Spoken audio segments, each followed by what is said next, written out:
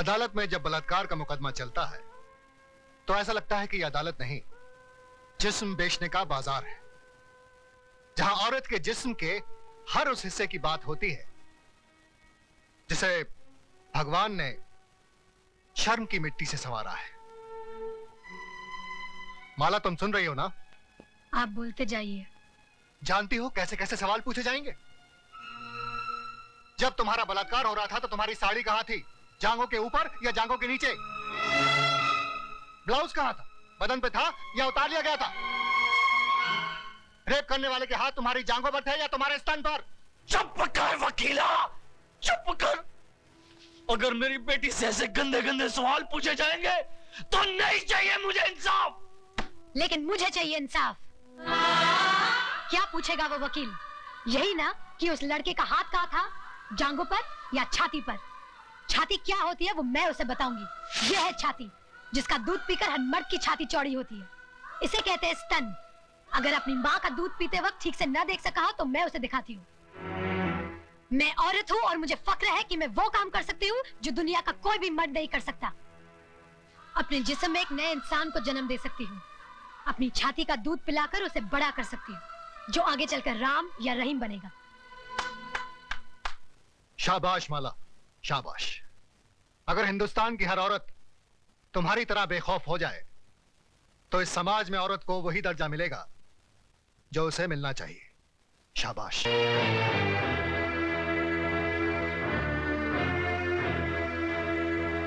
अगर एक लड़की अपनी मर्जी से एक लड़के के साथ हम बिस्तर होती है और उसके बाद अपने कपड़े खुद ही फाड़ती है, अपने बाल बिखेरती है और अपने ही नाखूनों से अपने बदन पे निशान लगाकर चिल्लाती है, बचाओ बचाओ मेरा बलात्कार हो गया, तो क्या अदालत मान लेगी? I object your honour. मेरे फाजिल दोस्त मिस्टर ज्ञान प्रकाश एफआईआर में दर्ज रिपोर्ट को झूठा कह रहे हैं।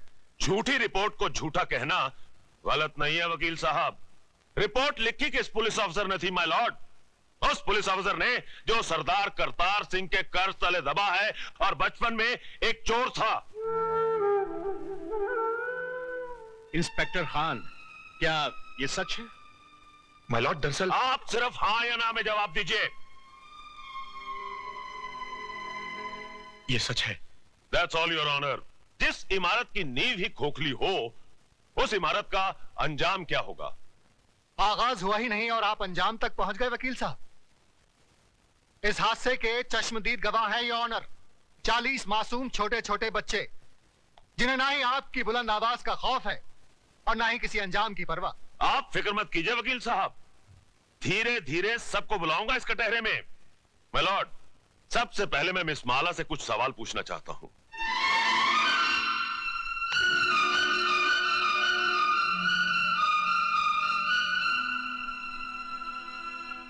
मिस माला, आपका यह कहना है कि मेरे मुवक्किल मिस्टर राज ने आपके साथ बलात्कार किया, लेकिन मेरा यह कहना है कि आप अपनी मर्जी से उनके साथ हम बिस्तर हुई और उसके बाद उन्हें बदनाम करने के लिए आपने उन पे इल्जाम लगाया कि उन्होंने जबरदस्ती आपकी ऐसा धंधा आपके खानदान की लड़कियां करती होंगी, मैं नहीं करती। You bloody! खबरदार, जो एक भी लफ्ज गलत बोला तो आपको शर्म नहीं आती अपनी बेटी जैसी लड़की से ऐसी बात कहते हुए? मिस माला, ये मंदिर नहीं जहां पर वचन किया जाए, ये अदालत है जिसमें एक मासूम की जिंदगी का फैसला होने वाला है। जिसने मेरी जिंदगी को गाली बना दिया वो आपको मासूम लग रहा है, इसलिए कि उसने आपके जेब में हरे हरे नोट भर दिए? अगर नोटों के लिए ऐसे ही अपने जमीर को बेचते रहे तो एक दिन इसी कटहरे में मेरी जगह आपकी बेटी खड़ी होगी, जो ऐसे किसी रईस के बेटे की हवस की शिकार हुई होगी। उस दिन न तो ये नोट आपके काम आएंगे और न ही आपकी आवाज गले से बाहर निकलेगी। गुनहगार को सजा दिलवाने के बजाय आप उसकी तरफदारी कर रहे हैं। तुम जैसे वकीलों को तो जन्म देकर तुम्हारी माँ भी पछता रही होगी। Order, order! आप क्या ऑर्डर ऑर्डर किए जा रहे हैं? क्या आप सबका जमीर मर गया है? ये वही हिंदुस्तान है जहाँ औरतों को पूजा जाता था, कभी सीता के रूप में तो कभी सावित्री के रूप में। और आज उसी देश में अगर औरत को एक बार नंगा किया गया तो इसकी इज्जत को ढाका नहीं गया, बल्कि बार बार नंगा किया गया, कभी प्रेस वालों ने तो कभी टीवी वालों ने, और अब ये वकील साफ कर रहे हैं और आप चश्मा साफ कर करके देख रहे हैं। अरे समाज के ठेकेदारों, क्या भूल गए तुम लोग द्रौपदी को भी एक बार नंगा किया गया था, कौरवों का पूरा खानदान मिट गया था, आज उनके खानदान का एक भी वारिस नहीं बचा। वकील साहब, यही पूछना चाहते थे ना कि बलात्कार के वक्त वो मेरे ऊपर था या नीचे, उसके हाथ कहाँ थे, मेरे स्तन पर या मेरी जांघों पर? बंद कर दीजिए तमाशा, अपनी घर की बहू बेटियों को बेइज्जत करने का ये ड्रामा बंद कर दीजिए। कहीं ऐसा ना हो कि आज की औरत शर्म की दहलीज पार कर जाए। इस अदालत में कल जो मुकदमा आएगा वो ये नहीं होगा कि एक लड़के ने एक लड़की का बलात्कार किया, बल्कि ये होगा कि एक लड़की ने एक लड़के का बलात्कार किया। सिर झुकाए ये खड़ा होगा, ये मैं नहीं। Order order, the court is adjourned. सत श्री अकाल।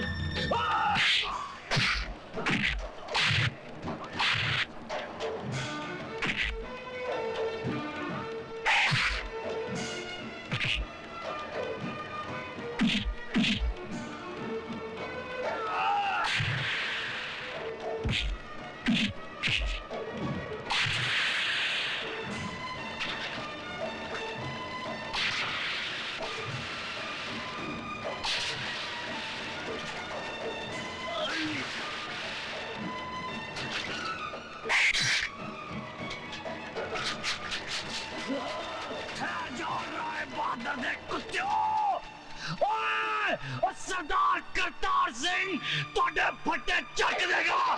क्या राय बहादुर पैर के टकेलू। मिलोड, पिछले 30 सालों से मिस्टर ज्ञान प्रकाश इंसाफ के इस मंदिर की चौखट पर अपना माथा टेकते आए हैं, इस देवी के चरणों में श्रद्धा के फूल चढ़ाते आए हैं, क्योंकि ये अब तक हर मुकदमा जीतते आए हैं। लेकिन आज जब पहली बार इन्हें शिकस्त की हल्की सी झलक दिखाई दी तो ये बौखला गए।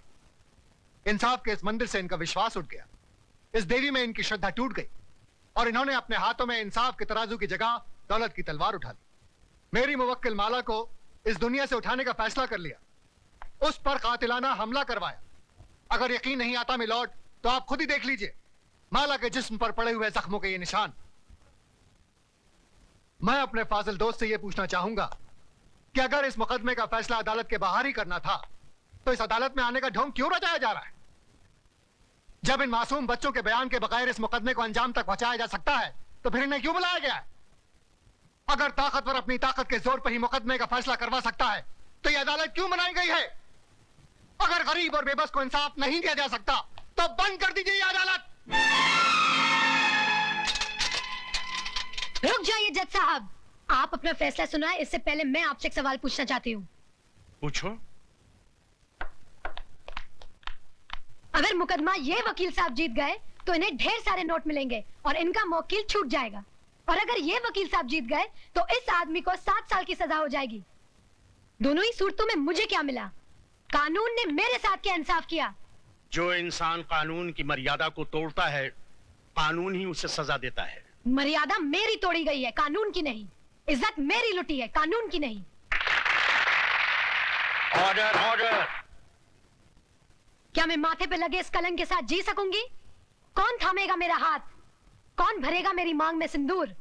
किसके नाम का मंगलसूत्र मैं पहनूंगी अपने गले में?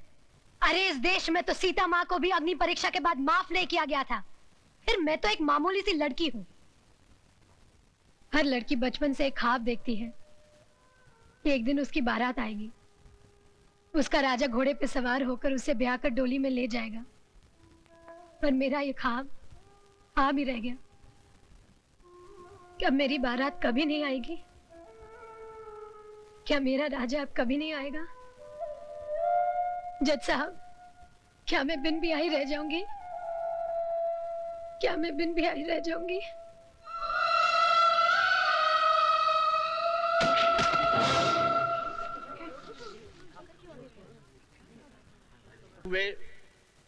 ये अदालत इस नतीजे पर पहुंची है कि मुल्जिम राज ने जुर्म किया है और वो कानून का मुजरिम है।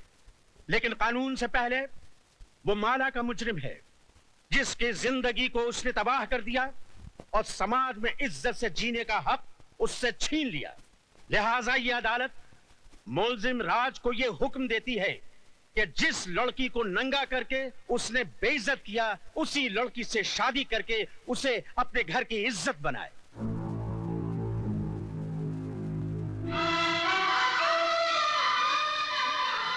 चौबीस घंटे के अंदर अंदर अदालत के इस फैसले की तामील की जाए।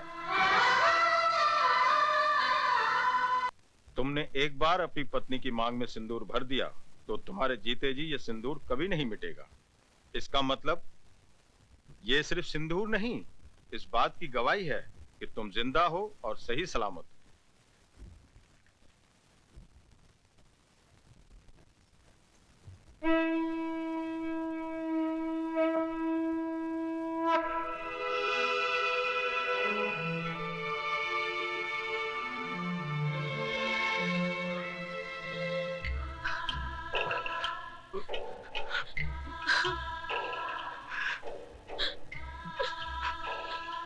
जा बेटी जा, मैं वाहिगुरु से झोली फैला के तेरी खुशियों की भीख मांग लूंगा।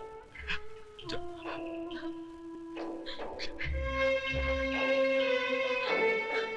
तुम्हारा अधिकार तो मैंने तुम्हें दिला दिया, लेकिन एक बात याद रखना, इस दुनिया में हक कभी मांगने से नहीं मिलता, छीनना पड़ता है।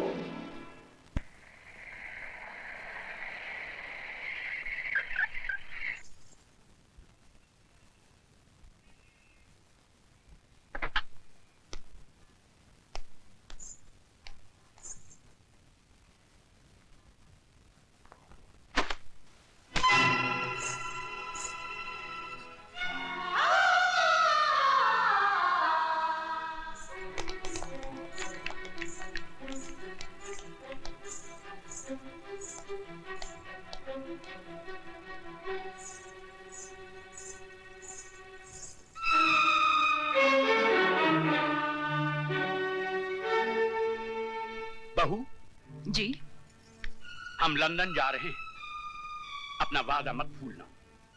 हमारे आने से पहले ये कूड़ेदान का कचरा इस घर से बहुत दूर होना चाहिए। आप फिक्र मत कीजिए बाबूजी, ऐसा ही होगा।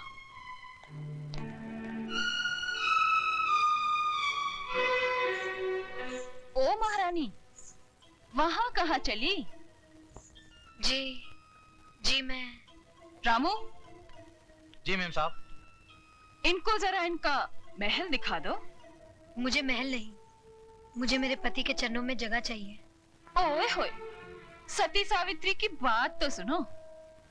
लगता है बाप ने ठीक से समझा बुझाकर भेजा है कि उंगली पकड़कर पोंचा कैसे पकड़ा जाता है। कान खोलकर सुन ले, इस घर में मालिकों का कमरा अलग और नौकरों का कमरा अलग है। रामू जी। ले जा इसे नौकरों के कमरे में। आइए बहुरानी। खबरदार जो इसे किसी ने बहुरानी कहा, ये नौकरानी है, सिर्फ नौकरानी। शारदा, ये क्या कर रही हो तुम? ऐसा सलूक थोड़ी किया जाता है। तुम चुप रहो जी। खबरदार जो तुमने इसकी तरफदारी की तो जाओ, जाके अपना काम करो।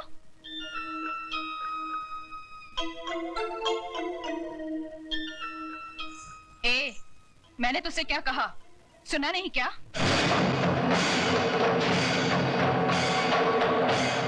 सुनो बड़ी बहुरानी, ये सिंदूर बाजार में 2 पैसे में जरूर मिलता है, लेकिन जब किसी औरत की मांग में भर दिया जाता है तो इसकी कीमत भगवान भी नहीं चुका सकता।